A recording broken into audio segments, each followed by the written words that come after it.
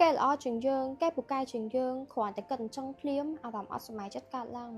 ហើយចាប់ផ្ដើមយកខ្លួនឯងទៅប្រៀបធៀបមួយគេហើយមានអារម្មណ៍ថាខ្លួនឯងអន់ខ្លួនឯងដល់គេខ្លួនឯងចាញ់គេហើយបាក់ទឹកចិត្តលើខ្លួនឯងហ្មងពេលខ្លះអ្នកទាំងអស់គ្នាខុសចំពោះខ្លួនឯងយកខ្លួនឯងទៅប្រៀបធៀបជាមួយគេទាំងអត់ឃើញពីតម្លៃខ្លួនឯងហើយអត់ដឹងថាខ្លួនឯងឈរនៅត្រង់ចំណុចណាហើយគេឈរនៅត្រង់ចំណុចណា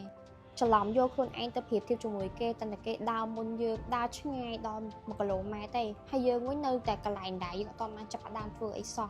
ហើយយកខ្លួនឯងទៅប្រៀបធៀបជាមួយគេហើយតាំងមកអត់សុបាយចិត្តតាំងមកអន់ចិត្តមួយខ្លួនឯងតាំងមកបាក់ទឹកចិត្តធ្វើអញ្ចឹងយុត្តិធម៌សម្រាប់ខ្លួនឯងអត់គេល្អជាងយើងគេពូកែជាងយើងដោយសារតែគេចាប់ផ្ដើមមុនយើងគេខំណាស់អ្នកនរគ្នាគេទទួលបាននៅអ្វីដែលគេមានដូចរាល់ថ្ងៃហ្នឹងសួរខ្លួនឯងវិញថាតើយើងអាចរៀនសូត្រអីខ្លះបានពីម្នាក់ហ្នឹង